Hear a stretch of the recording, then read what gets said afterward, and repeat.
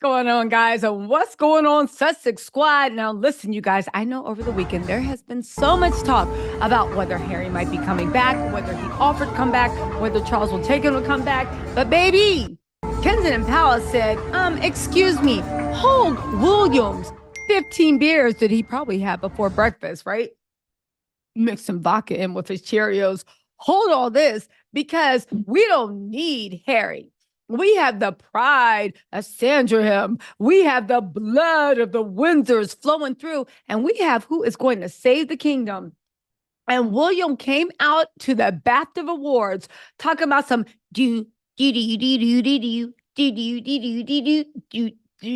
only with more Lord Voldemort evilness and less cuteness. Y'all, William came out there and humiliated his country. Y'all, let me tell y'all something. I don't know what's going on. The monarchy, I've been saying the monarchy won't survive for a while, partly because, as you guys know, I'm anti-monarchy. I don't care who's a part of it. You ain't never going to put that in a cute bow and give it to me. It's done, right? But William has disgraced this country in the way that William will not, the monarchy won't survive William. His laziness, his ineptness, against all my opinion, the way he embarrasses himself, you just can't get past it.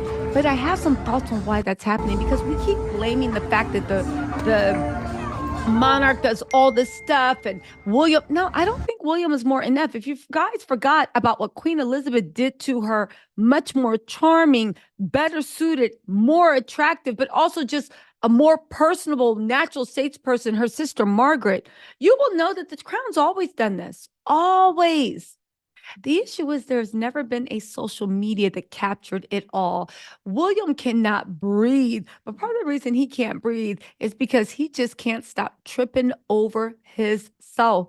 Do you know that William came out during the BAFTA Awards when his Kate was in bed sick?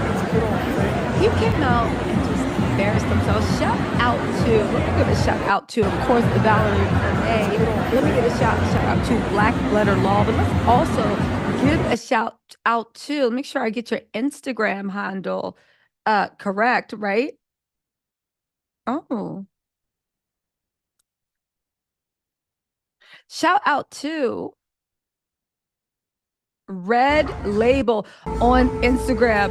Y'all, William was supposed to show up and show out for the BAFTAs. He is so busy dedicating all his time to destroying Harry, my opinion, while living in this bubble, that he forgets that when he leaves that bubble, baby, ain't nothing to see. The sad part is, as corny as Kate strikes me on this, I don't like Kate's style choices. She's either copying Mary or copying Queen Mary or whatever her name is, or copying Meghan badly. That it's just always a weird hodgepodge. I realize in 100 years, nobody will know what the styles are in 2024. So they won't know that her cowl, the gloves you wear when you bird the cow up to here, look dumb with a dress. They'll just think it's all old-timey and looks dumb. But as much, that's just the way it looks. It's like when you look at like paintings from like in the Louvre, or when you look at paintings in the Met Gala, you don't know what those people were wearing or cute. You don't know if it's the bee's knees. You're just like, oh, well, that's what they wore back then. That's what Kate's hoping. However, who would have thought that when Kate steps onto the carpet, and unlike Meghan, when she steps on the carpet, the crowd goes wild. When Kate steps out on the carpet, the crowd goes mute, right? The crowd goes mute. Who would have thought that William actually needed Kate? William needed Kate so that he could actually get something. This boy was on the BAFTA running like his name. He was starring in Forrest Gump. He looked awkward. He didn't know what to do. A lot of people are like, who is this bald man coming toward us? No shade toward bald people, even though I know the 6 hairs on top of William's head are like, we're not bald. Okay, but you can't call it with hair, right? Everybody ignored him. He was walking around looking awkward. He actually needs Kate to add charisma. And Kate has the charisma, to me, of a cold, lumpy bowl of oatmeal, unseasoned, flavor, no butter, no sugar, no raisins, nothing. So ask yourself why. This man, Kate, is actually the star power compared to William. William's been all this time thinking Kate's holding him down. And now he has a stage to himself. All he's doing is sitting around making jokes about SA. And the only job you have is to be a patron to BAFTA and watch some of the movies that were nominated. He made an SA joke to 3 women that were flummoxed. You see their pictures, flummoxed. And then when they were like, what? He then admitted, well, I actually haven't seen your movie, after he lied about seeing it. And this encompasses everything that Kensington Palace holds dear. It encompasses what they want, what they are, what they believe in. And baby, we're going to talk about it. Hold on, let me pull this up because you're not going to believe this, how badly he made a fool of himself.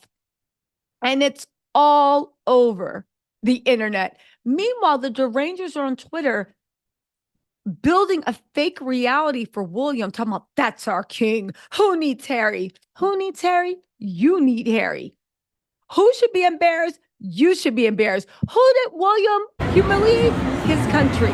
That's what is going on. But y'all, let me read this. Hold on, I'll pull this article up. 1 second. Okay, I found it. Now, if you see all these women's faces, okay, the shock, the disgust, the terror, I know that's what most women do when they got Free Willy around him, right? If you guys want a little bit of backstory, the British press was like, oh my God, look the way William charmed the starlets. Baby, does this look like you charmed anyone? Again, the press is back to making William think that, baby, he has everything under control when he is falling apart. And I think it was always like this. So here's the thing. He sidled up to those girls, right? And he made a joke saying he has other things on his mind. Was that a shout out to Kate, the missing Kate, his father? I don't know what's going on. He then walked in. However, they said ever the entertainer, William kept things light despite a difficult few months for the royal family and told Mia McKenna Bruce, who stars in How to Have Blank, that she looked like she had a lot of fun making the film. You guys, he said, it's very close between all of you, he told the talent before turning to Mia to congratulate her. He then told her, I haven't yet watched your film. I think it looked like you had a lot of fun all the way through. They were literally aghast, right? Because the article, that the film that he was talking about, or the show, they said it's an awkward gaffe for Prince William as he tells actress who won the BAFTA for a harrowing coming-of-age film, How to Have Blank, which ends with her being raped. gRApe, right? That making the movie looked like a lot of fun. And then when they all looked horrified, he admitted he hadn't seen it yet. Y'all, is this why the prince of the MF realm had to only settle for Waity Katie? Because you know she wasn't the first choice. Is this who's coming to save the UK? Forget about the fact that the joke was off color and it looks like you had a lot of fun. How about the sheer ineptness? Your only job is to show up to places and shake hands and make people feel like you care. That's your only job. Harry and Meghan seem like they're very good at it because they actually seem like they really do care. Authenticity is a plus. But William's issue is the fact that you can't even pretend to care. You could have read synopsis. You could have had your aides distill. You could have had them make a compilation.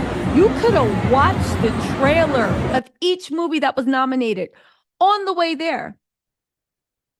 You could have asked the BAFTAs, who is actually winning? So then you're like, okay, I don't got to watch anyone. I'll just watch who won. Like, I don't have to watch everyone. I'll just watch who won. But no, as with William, even when, bare minimum, somebody brushes your teeth for you, makes you breakfast, puts on a tux, ties your shoes, combs your 6 pieces of hair, pushes you out the door, it's still never, ever, ever, ever enough. because no matter how low we set the bar, William always comes in lower. And it's funny to me that out of all the real work to be done with homeless people, energy crisis, housing crisis, food crisis, mental health, things that are not glamorous, but they are necessary for the functioning of the society and the good of people. William never has time, but whenever it's time for him to come and do something completely, as he likes to say, shallow, he is there with bells on. Fortunately, William, those bells do not chime very loud. Nobody cares. You need Kate to actually pop on a carpet. Did anybody ever think in 2024 the words "you need Kate" to pop on a carpet and actually get some glamour would ever be said? Again, back to William, even when they require the bare minimum and he gets to do exactly what he wants to do, he still falls short. But we've seen the plan for the future monarchy. We've seen the plan. We see where it's going to go. William is just going to go to award shows, and that's going to ensnare the hearts and minds and souls of the British people. Y'all, pray for the monarchy. And I would say that Diana brought them down, but that would be too simple. I would say Harry brought them down, but that would be too obvious. I would say William brought them down, but that would be too funny. I think the real thing that brought them down, honestly, is social media and the way that they can't fake anymore because there's a whole bunch of people watching. And baby, whenever we watch William, he always underperforms. Anyway, y'all, let me know what you think in the comments. I'll talk to y'all later. Bye.